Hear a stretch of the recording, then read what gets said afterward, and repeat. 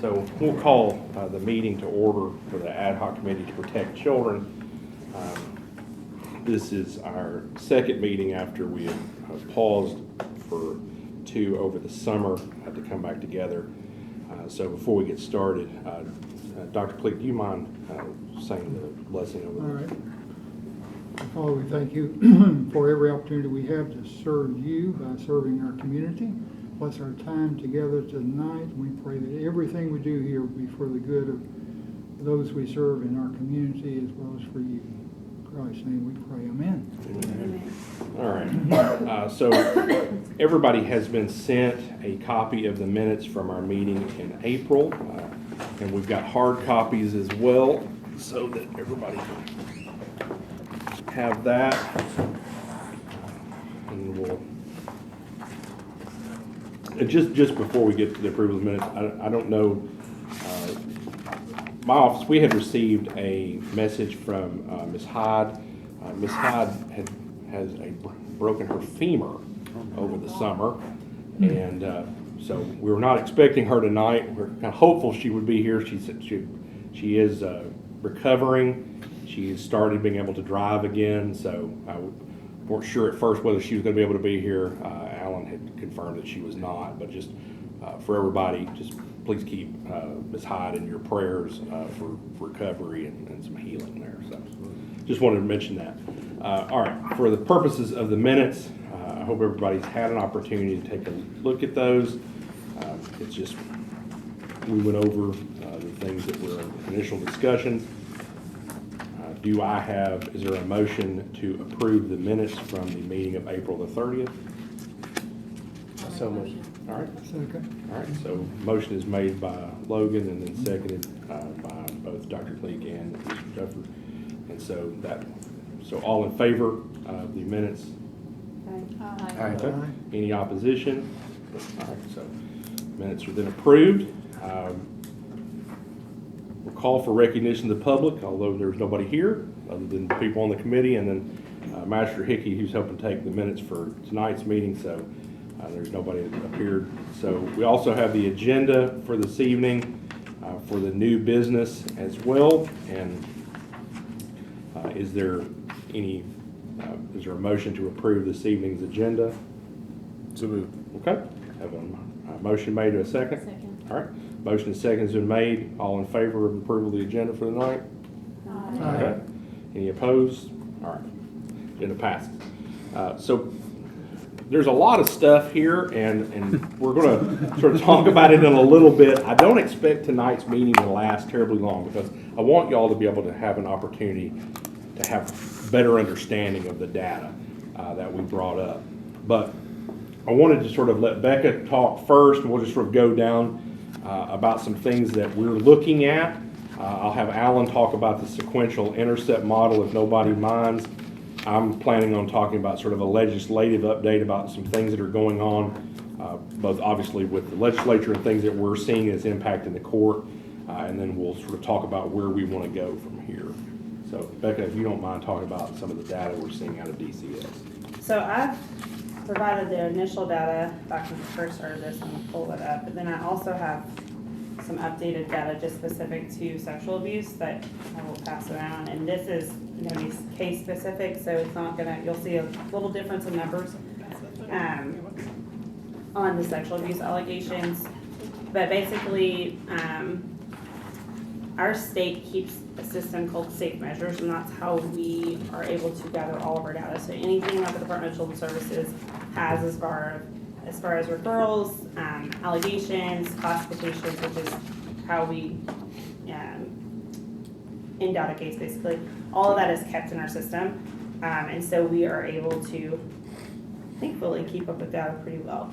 I am trying to find the DCS specific page here.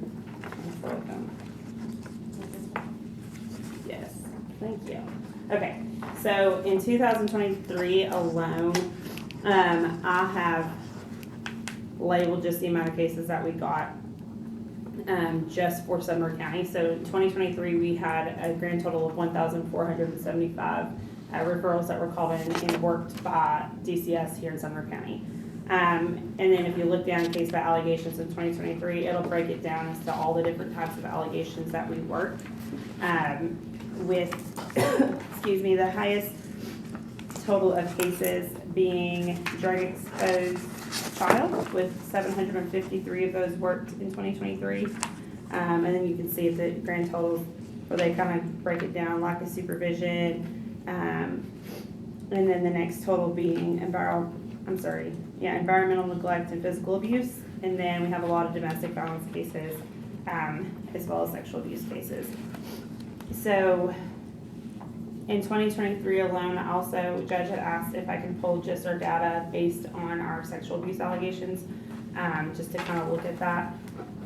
So in 2023, we had a total of 270 cases, not just necessarily allegations, but cases with at least one allegation of sexual abuse. Of those cases, we had 55 that were classified as substantiated, meaning we had enough to say what the child said happened. And so we feel that this person who's listed as a perpetrator needs to be listed in our system as substantiated for sexual abuse.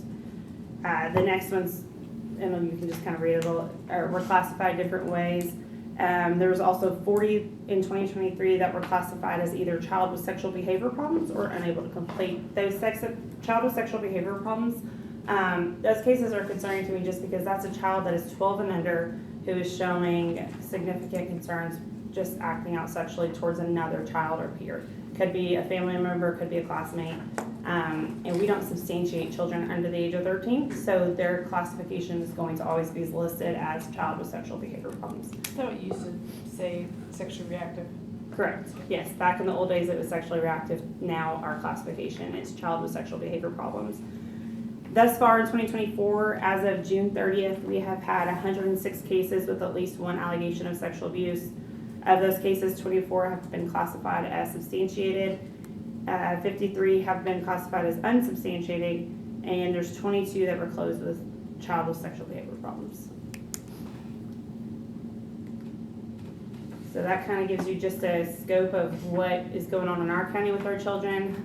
Like I said, I think I mentioned in the last meeting, we have a lot of drug concerns, but lots of sexual abuse allegations as well. Probably the biggest concern in our county is drug exposed childhood. And what is, for the Department of Children's Services purpose, what is a drug exposed child? So the allegation varies based on the age of the child.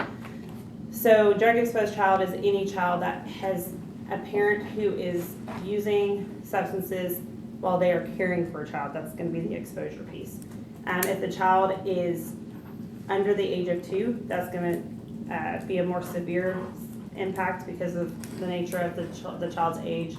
And then if the child is in utero, mother's using while pregnant, then that's going to be more of a severe abuse allegation on the front end, because you've got an infant that's exposed to substance abuse, oftentimes going to be diagnosed with NAS, may not be diagnosed considering what type of substance mother is using. Like if it's meth, the child won't be diagnosed with NAS which is neonatal abstinence syndrome, because meth a lot of times doesn't have withdrawals. But we do see a lot of that. Probably the most common substance that we see right now is going to be fentanyl, with the second most common currently, I would say, going back and forth between meth and cocaine, but meth is kind of going on the back burner, and you're going to see a lot more of fentanyl and cocaine right now. Yeah, I found that to be true. We're seeing a lot of cocaine use. And ecstasy is also kind of making a comeback, which is odd to me. Is there a place in here where it's geographically identified, certain sections of the county or anything, where it's most likely? It's hard for us to geographically identify based on pulling our data. I can do it, and I can ask the guy who pulls the data for me to see if he can break it down. I would say it's really, there's no respective of No places big though. pockets where it's There are concentration. specific areas that have a more, like a higher rate of a certain drug, but not a higher rate of drugs in general. So like in Westmoreland, you're gonna see a little bit more meth use there. Other than that, it's pretty much countywide. How about reports of sexual abuse? Countywide. no geographical focus on where it might be most prevalent. No, countywide. You said something, you said cocaine was kind of coming to the forefront, meth was taking a backseat or decreasing somewhat. That's interesting because cocaine's a more expensive drug, I think. Not that I'd buy it or anything, but it's more expensive. Meth is used because of its affordability. I wonder if cocaine is becoming more affordable because they're cutting it with fentanyl, and you're seeing that, Yes. and it's coming to the forefront as a result of them cutting it with fentanyl, and we all know how dangerous that is. Absolutely, everything's really being cut with fentanyl, and you don't really see a whole lot of meth labs now. So I've been with the department for 11 years. When I first started, there was a lot more labs, especially the shake and bake, like backseat type labs, and you just don't see that now because the risk versus reward is not there. And so people that are using meth are usually going to get it from a super lab in Mexico where it's being transferred over here. It's cheaper for everybody to use fentanyl, and so they're cutting things with fentanyl. We have a lot of people just use straight fentanyl, which 4 years ago you have not seen. Now we have plenty of parents that will say, I use fentanyl every day, and they know that they're using fentanyl. While pregnant. Yes, while pregnant. What'd she say? While While pregnant. pregnant. We've also had, like I said, cocaine is just coming back on the forefront, and they'll say, I'm using an 8 ball of cocaine a day, which is absurd. Like, it's just not what we have been hearing. It's been probably 4 or 5 years ago, you would have heard heroin. But what we just kind of see is different substances kind of make their rounds, and you'll see an uptick of one certain drug for a while, and then that might go away. But with fentanyl, it definitely makes things a little bit more complicated. The overdoses, people think that they're using one drug and it's not, or they think that they got just THC and there's something in that. So we see a lot of different upticks.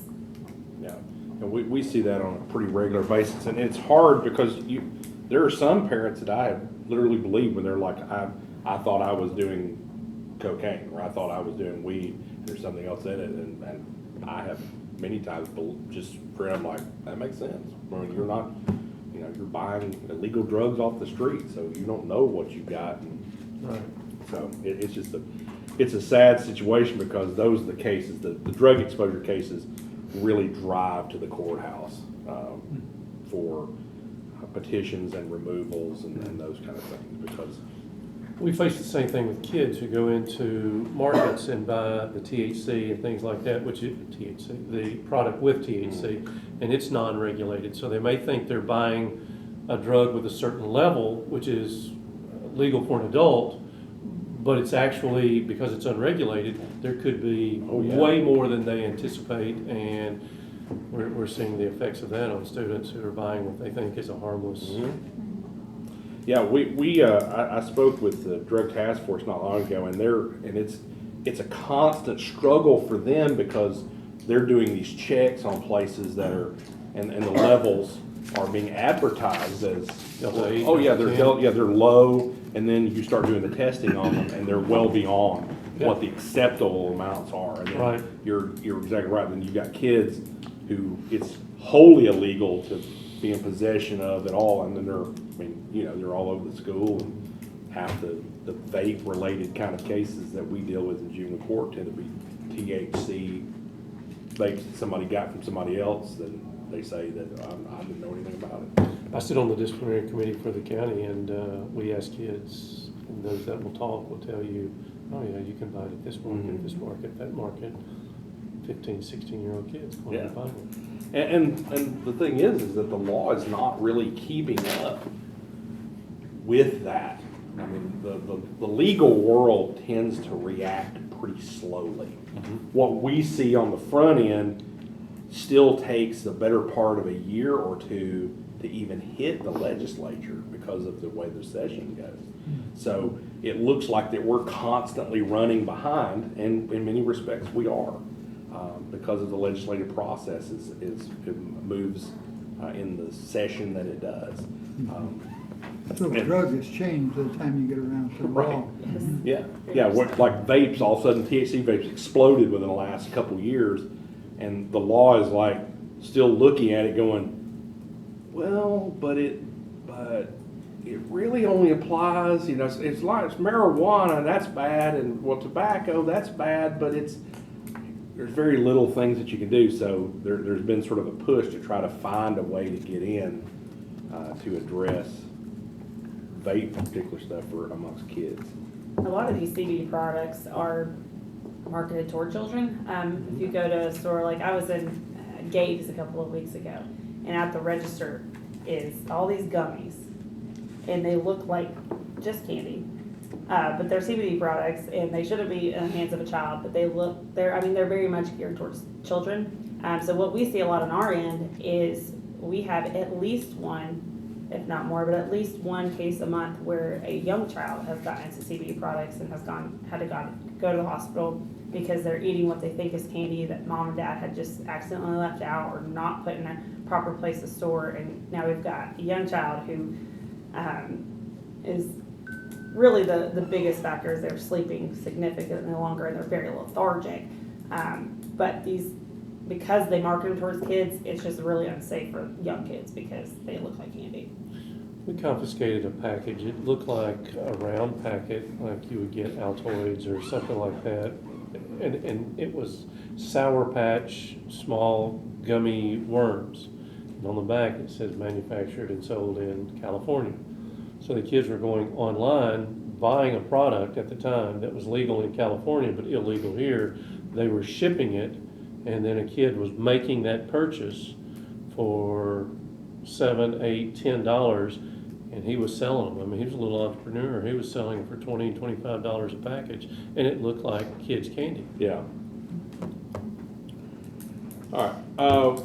One thing also that we have attached on here is data that we have collected for year to date and we have, I mean, it's sort of extensive kind of stuff because we talk about the kinds of cases that we're seeing. Now, our program for juvenile courts, for our case management, is called Quest. And Quest is capable of generating a lot of reports.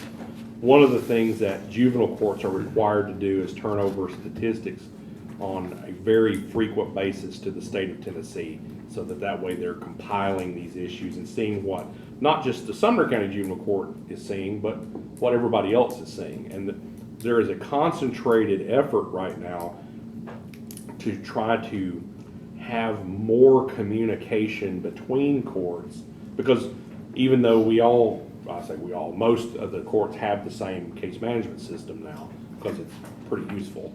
I mean, it will pretty much do everything but your taxes, and I'm not convinced it wouldn't do that if you know where to put it.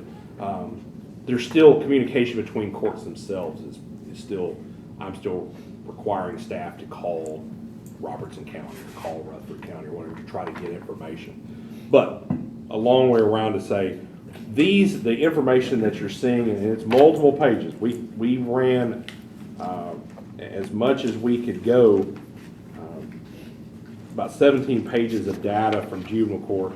I'm gonna let Alan talk about that because until just very recently, when he got promoted to magistrate, he was the legal services director over at juvenile, and he was our legal services director until June when he was appointed, after Magistrate Begley resigned, and so we appointed Alan. So part of his prior responsibilities was managing some of the data flow that we have. So I'm gonna let Alan talk about the data that we're seeing that can be found sort of pages 1 to 17. Yeah, I'll just come up here and make this easier. Just to make this go fast, if y'all turn to page 5, just so the data submitted by the county or by the juvenile court. That's page 5 at the bottom. You'll be able to see that, how it's marked. On page 5, if you look specifically at the filed statutes, this just shows new cases basically that are brought or any time that any one of these, especially if you look under that under felony delinquency matters, how many times that one of these charges has been brought before the juvenile court. Just some of the interesting ones based on kind of our discussion today specifically.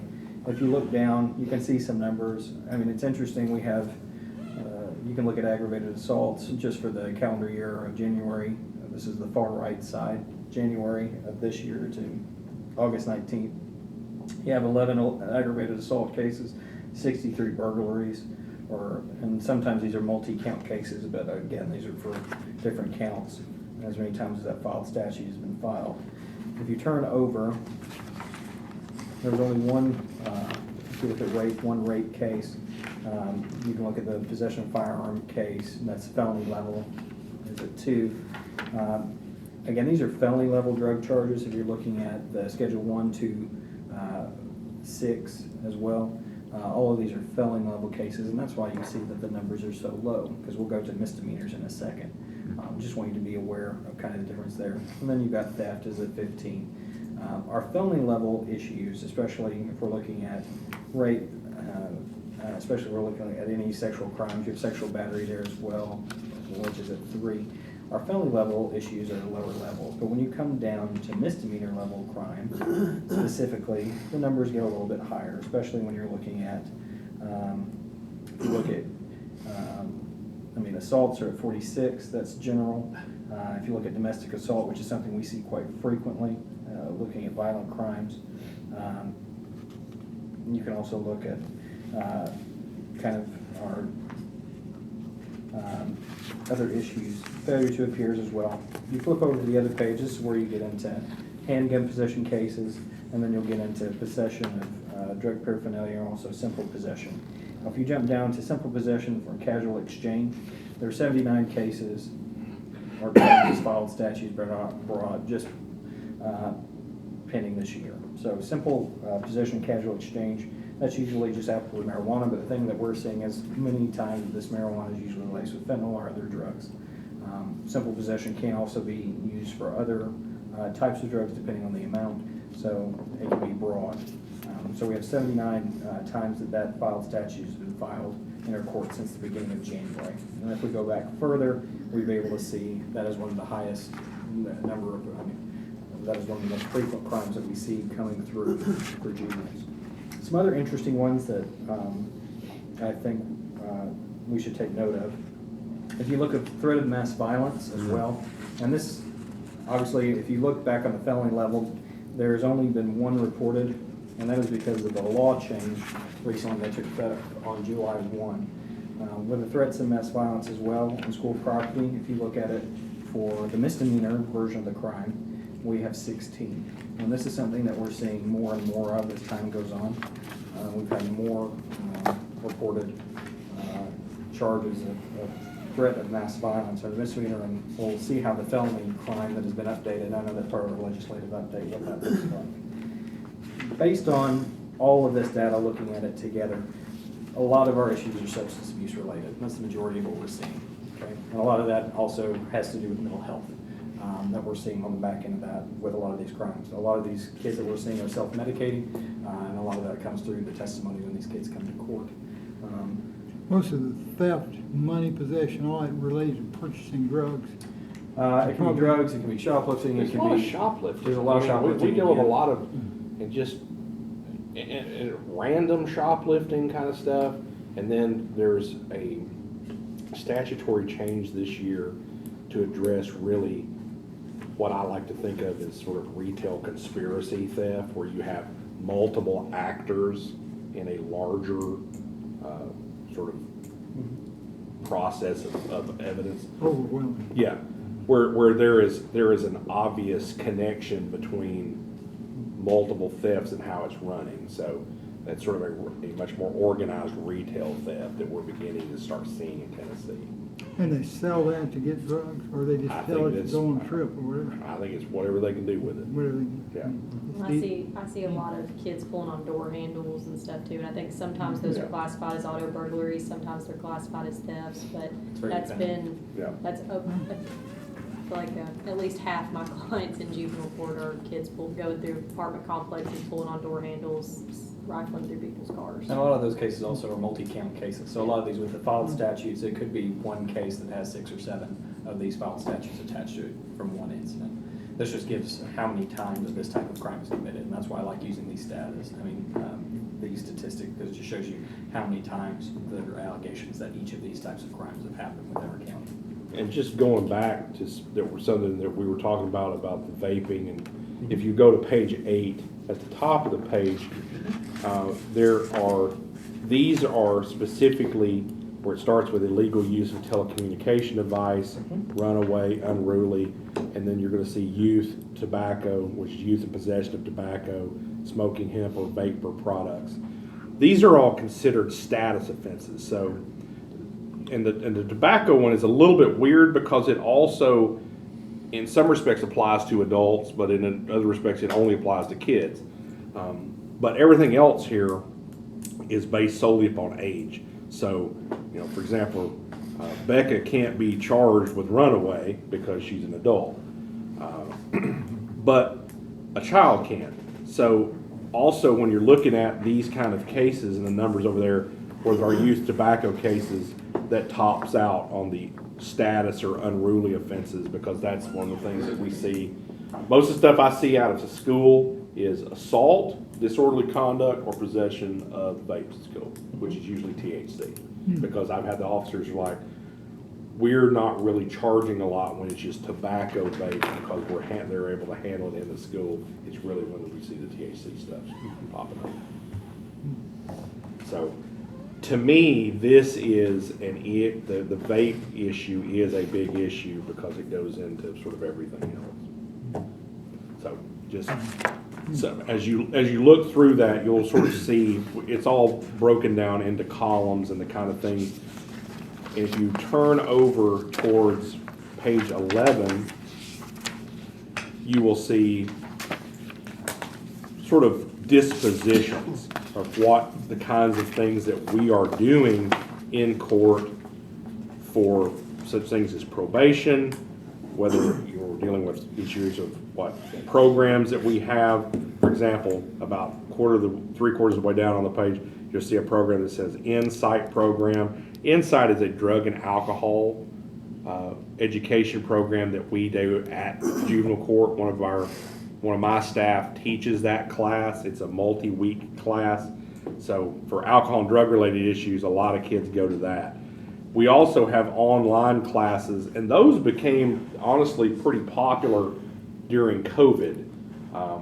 And my assistant at the time, she went through and she searched out a sort of blanket company that provided multiple ideas, and then she went through to determine whether or not some of the classes are offered were things that we might think of as worthwhile. It's one thing to go, well, I'm going to send you to a theft intervention class, but unless we're going to gain something from it, and in order to try to keep kids from gaming the system as well. Yeah. And we did catch some not long ago because they were being ordered to do the class, but then they were skipping the sort of test at the end because it didn't require them to do it. They just were doing the class, so we're like, no, you got to do the full. If you're going to do the thing, you got to go all the way. So we have seen a lot of success in the online classes. Now, some of my colleagues across the state have not liked these as well as sort of we have, but when you're dealing with folks, with COVID, when it started, we had to do something. And then also when you're dealing with a lot of people who are just, it may be very problematic for a parent to have to take off work to take their child to somewhere to have this class done. That's even if you can find it within Sumner County. So we have been sort of our hands tied geographically because we may not have something that Metro has or another county has, and then trying to find these things is often difficult. Or it comes down to money, where you're requesting somebody to do something, and they come back and said, we looked into this, but it was going to cost us a couple $100, and most folks are, they're going to struggle with paying a couple $100. So. What kind of handle do you have on the child, and you send him to Insight? What controls you have to make sure he does it? Well, if he doesn't do it, what happens? Then they come back to court again. For a lot of these kids, it is a way they're able to keep their driver's license. Okay.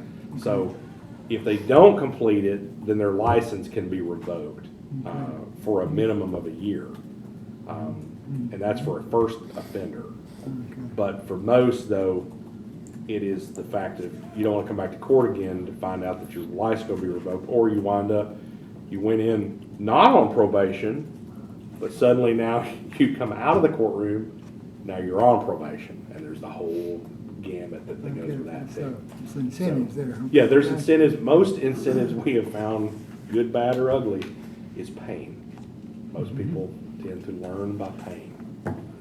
And I hate to put it that way, but I can't tell you I've never said that from the bench, so. Yeah, yeah. So I would just encourage you to look through these, and just, this way, it's not gonna give you the day-to-day of what juvenile court looks like, but it's gonna give you a good idea of the things that we're seeing on a very regular basis, which may then help guide our later conversations on the things that we think may be really important. To me, if we want sort of low-hanging fruit, I think the issue about vaping and that kind of thing is something that we could be concerned about, because there is a growing push among some of my colleagues that the current statute should be changed to clear some things up and make it far more punitive than it really is right now. So much of juvenile law, good, bad, or ugly, is not designed as a punitive measure. And I understand that. It's designed as an educational and rehabilitative measure, but community safety is part of that process as well. That's well defined in the statute about juvenile court. So it's a constant balancing act about making sure that you're not, dropping a hammer on some kid for something versus making sure that their behavior is corrected and giving them an opportunity to make positive changes in their life. Safety on the part of the child or the community, or both. I think it's both. Yeah. Now, one of the last times that we were here, I know that Mr. Sittler had introduced the notion, it's because I remembered it, and we've got it in the minutes, is so that we're not in our conversations looking at reinventing the wheel, but what are other places doing? I think that I'm about to go to my judicial conference for this year and start having some conversations with some others about what other counties are doing. A couple of the ones that are surrounding counties that their judges and I are very friendly. I'm getting an idea sort of what they do. Some of them have a much greater budget than the juvenile court here, or in much smaller counties, but it's always a good thing to find out what anybody else is looking at. One of the ways in which doing this is something that's called the sequential intercept model. I'm gonna let Alan talk about that, because it's a good way of mapping the question I think was asked a little while ago about parts of the county or parts of the community, and I think the intercept model may be a good way of helping map some of that. So I know in between the statistics that we have from juvenile court, there are a few different reports that you'll see also from Kansas assessments. I just wanted to mention those. There's some interesting data. What we're required to do when a child is found delinquent, the court is required by statute to have a child do a needs and risk assessment. Those needs and risk assessments are compiled, and there are certain data points that I think are based off of what is deemed actionable or where the court needs to take action in providing services. I just pulled one of the reports. I was looking at the October 1st through September 30th report. There's some interesting things and insights here about what is actionable usually and what we're dealing with mostly for these kids. If you look at this, one of the highest things, at least for, again, these did not get numbered as well, but if you're looking at the October 1st, 2022 through the September 30th through 2023. And this is the report that looks like it's the J.J. Cans, and there are different dates, there are different times that they've done a report. I'm looking at the one specifically that says October 1st through September 30th, 2023. So October 1, 2022. If you flip over from that, there are definitely different issues that are come into play. If you go from the first page of that just gives a number of how many assessments. We've got 240 assessments. There's a referral type and some basic demographic information about what we're dealing with. What I find most interesting is when you get to youth risk behaviors as part of that, and then also the behavior, emotional needs, and juvenile justice and traumatic experiences. This gives some interesting data. Obviously, there's academic issues that are mentioned on the youth risk behaviors. There's 20% are one of the issues where that is an issue, where you have children that are not able to or not showing any academic progress or success. And then there are other risks that are looking at that. Family risk issue seems to be the highest. And that comes into play, especially when we're looking at exposure to different types of abuse and things like that. There are other actionable items. But based on what the purview of this ad hoc committee, if you flip to the next page where you're looking at behavior, emotional needs, juvenile justice, and traumatic experiences, kind of outlay of different percentages of what is actionable. One of the highest at the first for youth behavioral emotional needs is mental health. That is the highest percentage where there's actual items related to children of those 240 that went through the assessment. As for juvenile justice issues, the seriousness of the offense as well. That is a high percentage of where we have to take action, and a lot of times that is deemed on the nature of the offense. But also, if you look at traumatic experiences for most of these kids, look at what you're seeing. 67.9% of the 240 have experienced grief within a certain time period of committing the offense. They've been witnesses or victims or have seen community or school violence. 58% of the 240 have witnessed that to some degree. Disruptions in caregiving, 37% of the kids here, 37.5% have had some disruption, whether that they've been passed to another caregiver, maybe the Department of Children's Services has been involved. 36% are victims or witness criminal activity in their life. 30.8% experience family violence. 25.8% experience emotional abuse. 16.3% experience sexual abuse. 15.8% experience physical abuse, and 11.7% experience some form of neglect. We find that these experiences, also based on the type of crime and also the mental health issues that are involved, substance abuse was lower in this pool, but also seems to be an issue. The traumatic experiences and other adverse child experiences usually are all telltale signs of when a child will engage in criminal behavior. So I just want to point that out as you're looking through each of those. Those are different segments where we, again, are required to do those Kansas assessments. Each report is a different time frame. This is the longest and the broadest, so I just chose that as kind of an indication of what this report would tell you. And again, we do these assessments on any child that is found to be delinquent through our court. So all of them do this if they are adjudicated delinquent. Now, going back to Judge's point, I'll skip past the others of those reports and go past to the system if we're looking at the intercept model. Now, the sequential intercept model, or SIM, again, this is just a brief overview for you. I just wanted to print this. These are the last few pages of the packet. This just gives an overview of what this model has been used for. This model has been used to map basically where there are intersections for mental health needs and substance abuse issues with the court system specifically.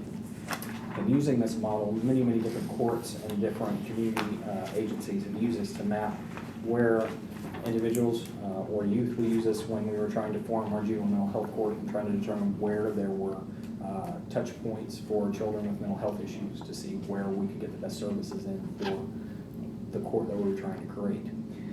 And trying to create a way, especially a format of trying to figure out what do we have in our community, what does this problem look like since it's so vast.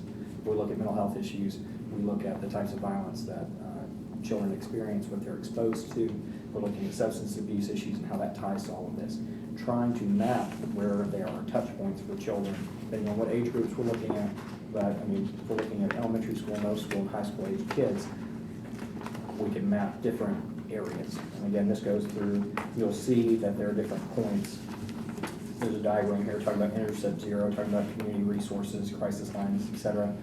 Intercept 1 talks about law enforcement.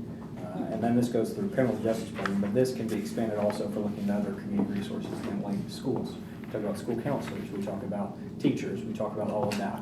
Where are these issues manifesting themselves? And in looking at this model as kind of a framework for us to come to a better understanding of what is going on in our community, this is where trying to get these community partners to come and maybe present and help us get a better understanding, that would allow us to make a map of these are the issues that we see, especially when we're looking at mental health issues as related to either sexual expression and inappropriately, whether that's through sexual behaviors or we're having sexual issues where parents are either exposing their children to issues or whatever it may be. where is this coming out? Also, substance abuse, so we talked about drug exposure earlier and the definition of that. Where is this occurring? If it's occurring at home, when do other organizations become aware of this? Is it through a disciplinary counselor? Is it through a child acting out who brings this out to a teacher? Does it come out through a guidance counselor? Does it come out through a community mental health agency that is servicing this family and these issues come out? Does it come out when the Department of Children's Services is called out for some reason and then there are allegations made? Does it come out when we have a delinquent charge and they're brought to preliminary inquiry hearing at the juvenile court for a first-time offender where they're starting now to talk about things that are happening at home? Whatever it may be. This is just a framework to try and map all of this. Now, it's a very, very large undertaking, and it takes time. But in doing that, it allows us to see where do we have gaps in resources, number one. And these community resources obviously involve churches as well, because you have individuals coming to pastors, reverends to disclose information through counseling. Trying to map all of this. It's a very difficult thing to do unless we come up with some system to do it. And this is a model that's been used to do that effectively for other court systems and community organizations. And I just wanted to present it as an option. I know Mr. Sittler had said we shouldn't reinvent the wheel. My thing is I don't know how many have done what we're trying to do using this model. I know this model has been used for different organizations to accomplish similar things. But for our setting in this ad hoc committee, it was just an idea to help formulate a plan of action moving forward where we might be able to try and address kind of the monumental issues that we do see and maybe make them where they're easily ascertainable and understandable based on the mapping. So I just provide that, and Judge Howard knows we've been through this process before with our juvenile mental health court. This is what we did to get it started. And it took time, and then COVID hit us and it took more time. So that's in the sequential understanding model. And ultimately, it's not a call for members of this committee to start mapping things out. It is a possibility that of something that we might be able to recommend to the county commission as something that could be moving going forward, so that we understand our community even better. The last thing that wanted to talk about tonight was just sort of a very quick legislative update. The threat of mass violence statute, which is Tennessee Code Annotated 39-16-517. It's particularly the threat of mass violence on school property or a school-related activity. This statute has had some changes. One of them is it is now a felony, an E felony, and that applies to a juvenile as well. Now, in juvenile court, we don't really think in terms of felonies or misdemeanors until we do, which is a goofy way of saying they don't really matter until they matter. And when we're dealing with about how to look at things in a more serious nature versus not. So, would you identify what E felony means? sure, an E class felony is the lowest felony level. So I used to could break out. I'm sure Logan could probably help break out. It's a 1 to 2. It's usually at 1 a to first, 3. yeah, not 1 to 3. So if, for example, that Mr. Duffer decides that he wants to go out and commit a felony that's an E felony tonight, then he could be charged with that, and his sentence range is 1 to 3 years. Now, that doesn't necessarily mean somebody's going to prison, but it's just what the range of his sentence is. It's the lowest level. Yes. For a juvenile, it doesn't really matter quite as much, but I think it was nice that the legislature acknowledged that these cases are on the rise. We see a lot of these, and the juveniles themselves are getting younger. And so it's not the 16-year-old who is really talking about doing something. Now we're seeing the 12-year-old and the I had an 10-year-old. 11-year-old yesterday. Yeah. That was TCA what, Judge? It's a 39-16-517. Now, one of the things that can be done in these cases is that statutorily the court can order and the state pay for an evaluation of the child in question. Now, part of that is based upon your fact pattern. What does your facts look like? And so many of the things that we're seeing is they're just random statements. And I think probably our 11-year-old, I mean, it's statements that might be construed as a joke, but nobody can take it as a joke. And I'm not saying that facetiously. I'm just simply saying that's where we are. So under certain circumstances, if somebody is demonstrating that they might have a desire, not I'm going to shoot Logan, but if they're demonstrating that they may have the means and the agenda to do so, an evaluation can be ordered, paid for by the state of Tennessee, which will help us have a better understanding of this kid moving ahead. Now, one of the things that my court and my office is about to do is that we have a meeting with the district attorney, and we have a meeting with a representative of the State Department of Homeland Security. Every jurisdiction has a Homeland Security agent assigned to it. So Sumner County has an agent assigned. I'm meeting him for the first time in early September. We had hoped to have the meeting prior to September the 6th, but it wasn't capable of being done. So we are having a meeting with the district attorney, with folks in my office, with representative from the sheriff's department, and with the agent from the Department of Homeland Security to sort of discuss what the response is going to be now that the statute has changed. Because some jurisdictions, and I have a memo that has been issued out of Davidson County that Judge Calloway shared with me, I think is worthwhile in addressing both parents and children and the community as a whole to show that these kind of things are taken seriously. Right now in my court, if you are charged with a threat of mass violence, unless that case is dismissed by the DA for some reason, that kid is going to be placed on probation. They're going to be under supervised probation to the court so that we have a hand on what's going on. At minimum. At minimum.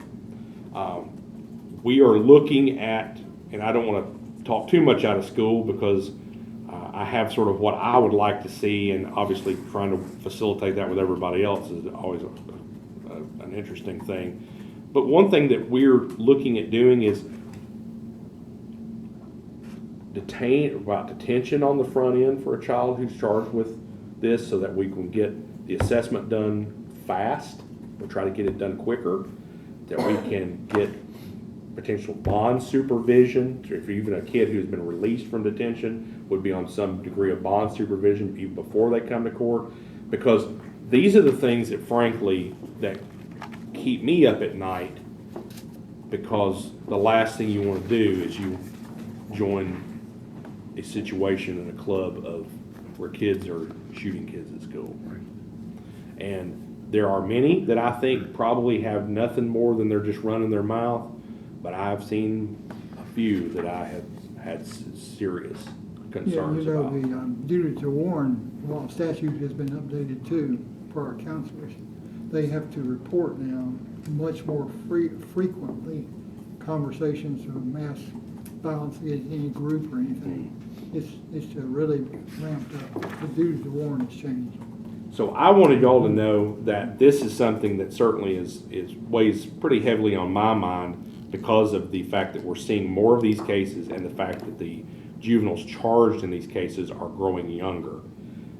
And also to let you know that we are having this meeting on September the 6th, and that by the time that we come back and reconvene again, I will be able to report to you what that meeting has looked like, and then what I think that what my court will be doing, and hopefully be able to bring you copies of the memorandums that we're planning to issue. And that's with the DA and the That'd be- gentleman with Homeland Security? Yes, and that his name is Special Agent Scott Greenwood. And I would assume that we're going to meet with the lieutenant over the SROs as well, because the school resource officers, God bless them, because they are in deep on these cases, and And policy-wise, when there's Yeah. ever a potential threat of mass violence, those SROs are usually tasked with doing a sweep of the home every time. yeah, to ensure the child does not have a ways and means of completing the threat that's been made. So, Do you know if there's a representative within the school system the SROs are within, but they're not the school system. Is there a representative with the school system that's going to be a part of that meeting? Or? I don't know, but I would welcome somebody to come and be part of that meeting.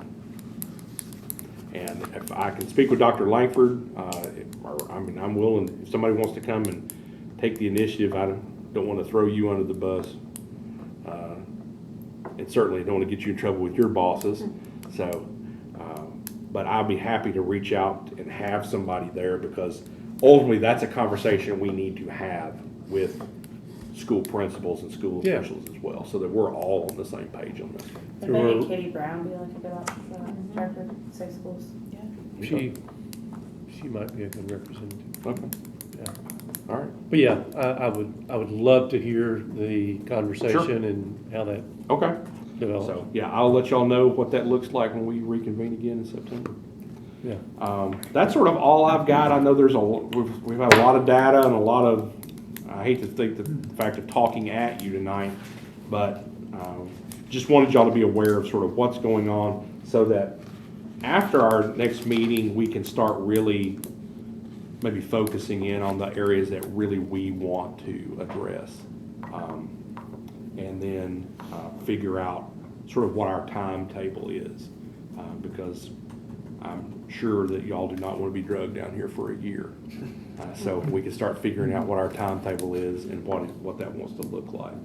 So but I certainly appreciate everybody coming as well, because it's important, and the very fact that you're wanting to be here means that you're wanting to be here to help our children and families, and we need to do everything we can as leaders in this community to do exactly that. From what you're saying, it's almost like being behind, the state being behind. As soon as you create a plan, the need is changed, and you have to create a new plan. So part of, we don't do anything at juvenile court without talking it for a while and trying to come up with a plan, but we also want to be looking down the road and getting an idea of what's coming, so that Yeah. way we can make those adjustments. Right. And your all's involvement helps make that happen. So that's all I have this evening. I don't know, does anybody else have anything that they want to mention at this juncture? All right, we have a motion to entertain to adjourn. Move to adjourn. All right, Second. all right. We're stand adjourned. Good.